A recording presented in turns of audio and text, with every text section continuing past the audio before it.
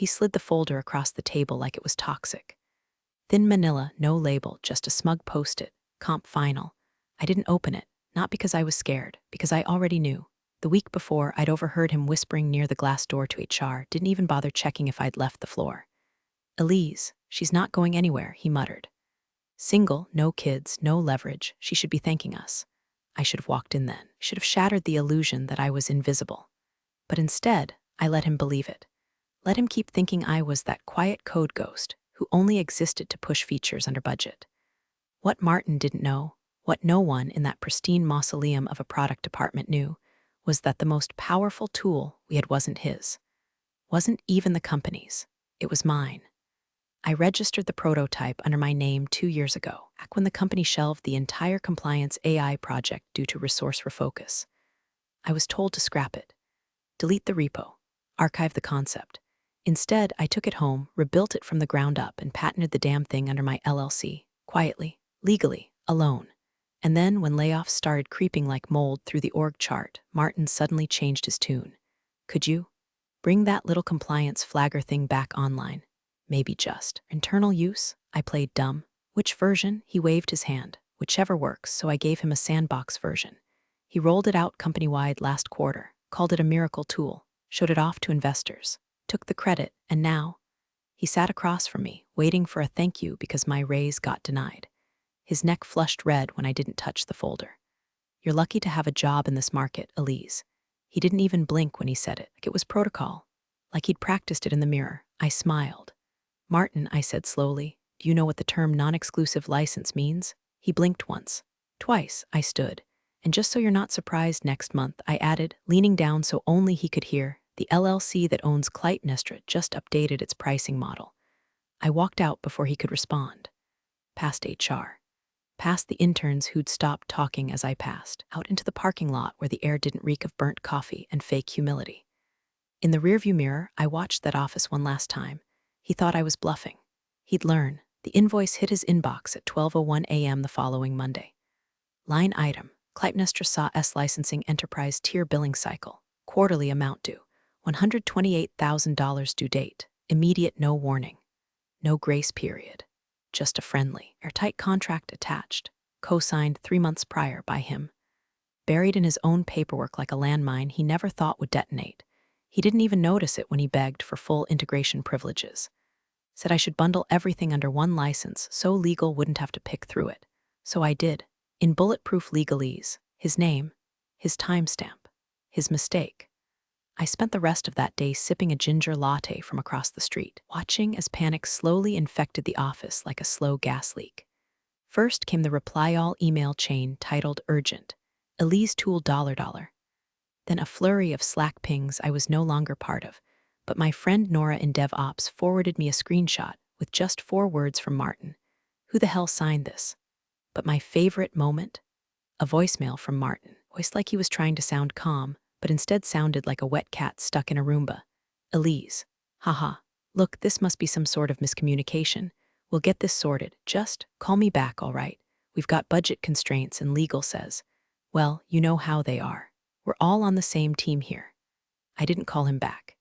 Instead, I uploaded version 2.1 of Clytemnestra to my platform, added paywalled features he didn't even know existed, geo-flagging, predictive compliance drift, and a small, silent alert module that notified me the moment his company tried to remove or overwrite the license, which they did, at 3:16 p.m. Their CTO, Gary, the same guy who once told me I was too emotional for back-end logic, ran a manual override on our tool's authentication node. 5 minutes later, entire compliance dashboard locked up like a bomb shelter. 4 states lost access to audit logs. 2 clients flagged the company for suspected GDPR violations. 1 investor tweeted publicly, "Is a Crasynth okay? Why did my dashboard just vanish? It wasn't a glitch. It was cause and effect. And I wasn't even watching for retaliation yet. I was watching to see who Martin would blame first. He blamed Gary. Of course he did. By Tuesday morning, Gary's name had been scrubbed off the internal Slack channels, his calendar mysteriously empty. My inside sources said Martin called it a security breach due to misconfigured permissions. Translation: someone touched Elise's software without kissing the ring first. Except Gary wasn't the one who authorized the patch. It was Rachel from Product, Martin's golden child and occasional off-site brainstorming partner.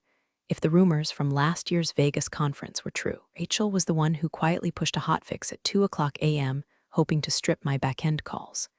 She assumed the encryption would fold like it did during QA last winter. But she didn't know I rewrote the kernel last month. Triple-layer sandbox logic. A fake endpoint feeding them garbage data, while the real engine kept receipts. Rachel's patch triggered the kill switch. A red-line audit fired to every department head who ever accessed the tool. Dozens of non-compliant entries pinged live.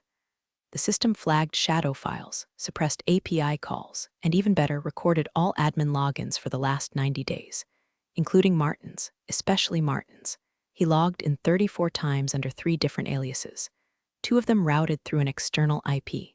The third was admin test 1, the password 123. By Wednesday, legal was on fire. Nora messaged me. They pulled the logs. Shit's radioactive. Martin's claiming you breached their system. But get this, they forgot you hosted it. That was the cherry. See, the version of Clytemnestra they used wasn't internal. It was cloud deployed on my servers. They never copied it. They just routed everything through the API, which meant every login, every click, every desperate code poke ran through my logs, including the one I'd been waiting for. Martin's late-night download attempt. 1:43 a.m. Thursday morning. File requested. Clytemnestra CoreEngine PS when he tried to steal the source code. That was the final straw. I packaged the access report, signed it with a digital notary, and forwarded it, not to HR, not to legal, but to the board. Subject line: licensing breach and director conduct, immediate review requested. Attached, IP logs admin session trail voice transcript of his "we're all on the same team here, call a single line invoice update. Licensing penalty for unauthorized access attempt. $250,000 due on receipt. And I didn't send it from my personal email. I sent it from CEO at Clytemnestra.com, registered 2 weeks ago, just in case Martin decided to test the kill switch. He did, and the fallout, oh, honey, it hadn't even started yet. The board meeting was virtual, but the carnage bled through every pixel. I wasn't on the call, obviously I wasn't invited. But Nora, she had it streaming in one tab while pretending to update a Jira ticket in another. Her recap came at 6:37 p.m. sharp. Martin tried to open with a slideshow. Slide 1 said, "Innovation through trust."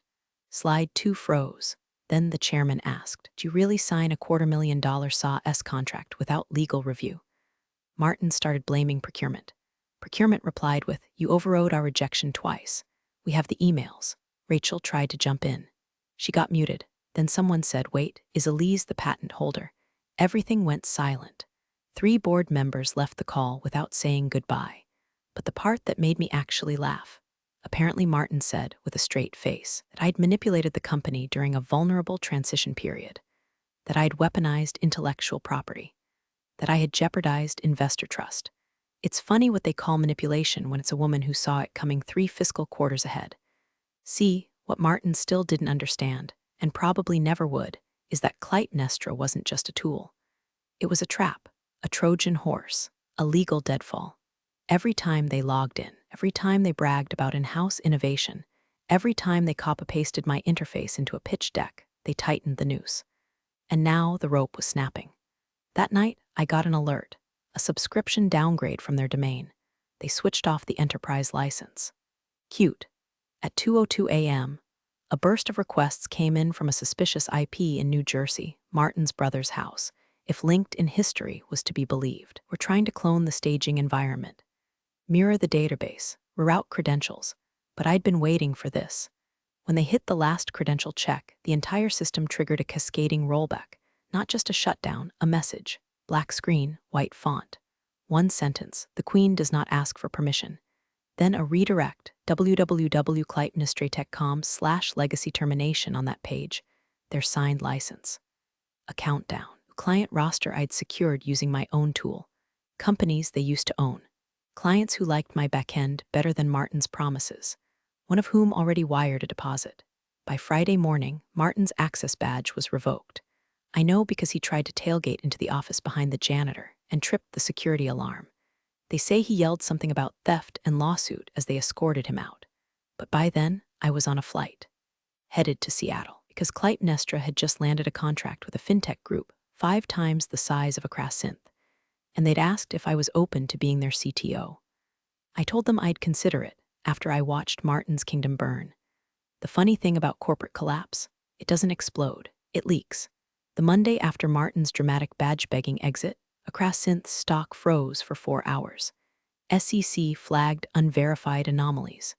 Translation: one of their investor-facing dashboards went dark mid-quarterly sync. Guess whose code powered that sync? Mine. Nora pinged me from her personal Proton account. It's chaos. PR's drafting a statement, legals sweating blood. They just took down the entire compliance wiki because your name was all over the metadata. Also, you should know Rachel's telling people you tricked them into signing the contract. That one nearly made me choke on my chai. Tricked them. I sent that contract with 5 explanatory attachments, a license breakdown chart, and a 30-minute walkthrough video. The only trick was assuming they'd read any of it before clicking I accept. But Rachel wasn't the threat. Not anymore.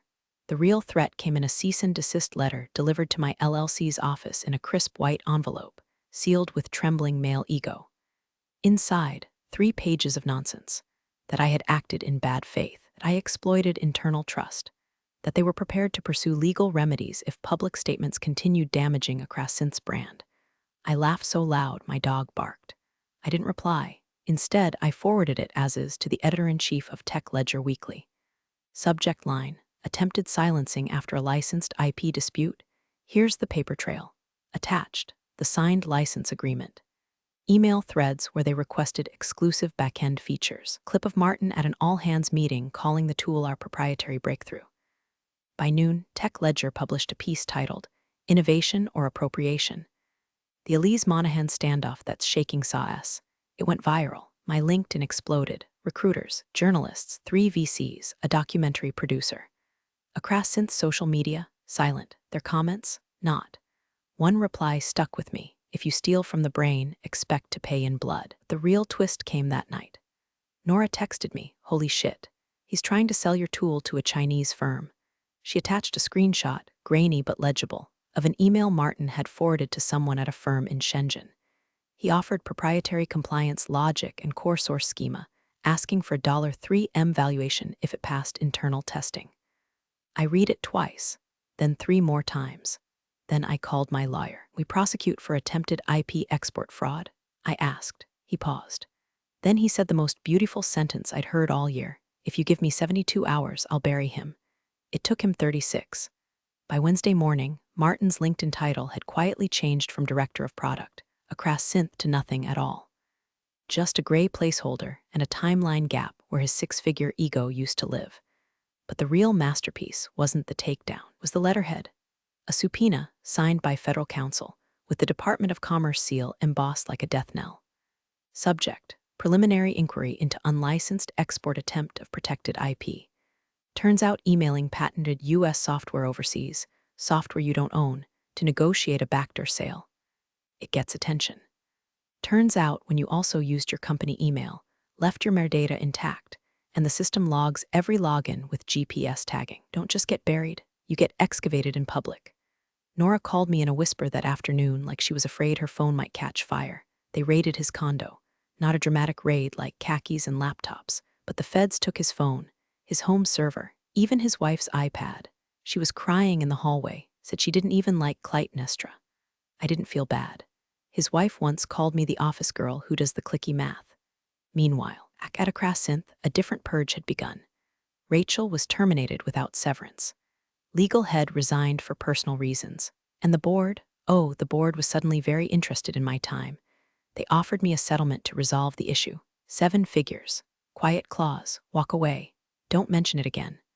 I told them they could multiply it by 2 and I'd still decline. Because this wasn't about money anymore. It was about proof. Proof that the clever girl in the back of the room, the one who never smiled at the VP's bad jokes, the one who built her empire in silence while they paraded her code like a prop, that she'd seen it coming, and built the trap for fun. So I made them an offer instead. You can license version 3.0, I said calmly on the Zoom call. At full rate. No exclusivity. No customization. You'll use it exactly as is. No slide decks. No branding. No leaks. If we refuse, asked one VP with more gel than neurons. I smiled, leaned in. Then I'll give it to your biggest competitor. Silence. Then we'll have legal draft the agreement. I ended the call before they could say thank you. That night, I reopened a draft I'd shelved 2 years ago. A platform. Bigger than Clytemnestra. Not just compliance. Autonomous predictive ethics. Because once you've tasted blood and vindication, you don't retire. You evolve. Email came from Rachel's personal account. Subject line, off the record. I almost deleted it, but curiosity's a hell of a drug. Her message was short, desperate, wrapped in corporate speak but leaking panic through every word. I know I made mistakes. I didn't know Martin was trying to sell the IP. He looped me in after. I thought you should hear it from me, not a headline.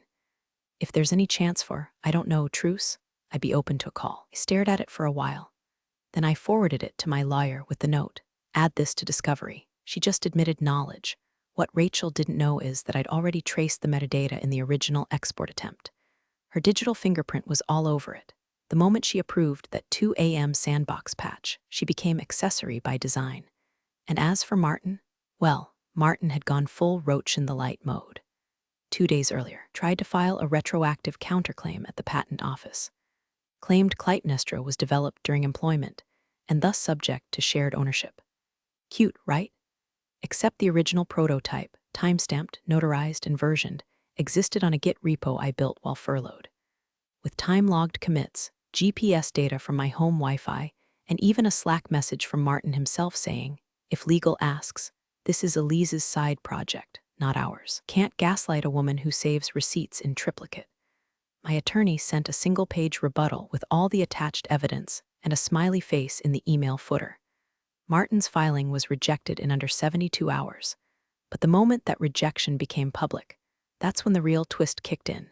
Because someone at Blackguard Systems, a multinational compliance and surveillance firm, had been watching the drama unfold. Quietly, strategically. They reached out, followed the Clytemnestra case with interest. We believe your architecture would integrate well with our emerging AI division. If you're open to acquisition, our board would like to meet. I didn't say yes. I didn't say no. I asked a single question. Would I retain full creative control? Their answer, only if you want to rebuild the entire ethics infrastructure of corporate America from scratch. I poured myself a glass of wine. I hadn't just survived the ambush, it turned it into a launchpad. And Martin, he was spotted at WeWork in Hoboken, pitching a startup called CompliFly. Something about compliance on the go. The name alone told me everything. He still didn't understand what he broke. He thought this was about a tool. He still didn't realize I was the system. 3 months later, I walked into a boardroom with a view of the sound, sleeveless blazer, no apology in sight, and my name etched on the door. Elise Monahan, Chief Architect, Blackguard Systems. Clytemnestra 3.2 was already in beta. Not just flagging violations, but predicting them, building behavioral heat maps before lines were crossed. We had contracts with 3 Fortune 100s and 2 federal agencies. One of them asked if we could build a submodule to preempt insider threat vectors. I told them we already had, and we did. Trained the entire predictive engine on the personality profiles of people like Martin, the corner office opportunists who smiled during layoffs, the PowerPoint sociopaths who call theft initiative. Meanwhile, a synth, public audit, 6-figure fines, investor flight. The last article I saw had the headline, once a SAW S-star, now a lawsuit sinkhole. Buried halfway down was a sentence I read 3 times. Former director Martin Calhoun declined to comment, citing pending litigation and reputational harm. I saved that page, framed it, put it in the guest bathroom. But the best part? The thing that made every hour of silence, every gaslight, every weaponized performance review worth it. I got an invite to a Women in Tech Summit last week. Keynote speaker me. After the speech, a young engineer with shaking hands came up and whispered, my boss told me I should just be happy to be here. I smiled, wrote down a website on a post-it, my personal incubator for women building outside the system.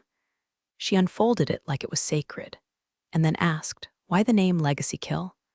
I leaned in, lowered my voice, and gave her the real answer, because gratitude is a leash, and I'm here to teach women how to bite. You're the real stars of the corporate jungle. Thanks for watching. Hit subscribe, or I'll flick the switch on your old cubicle memories.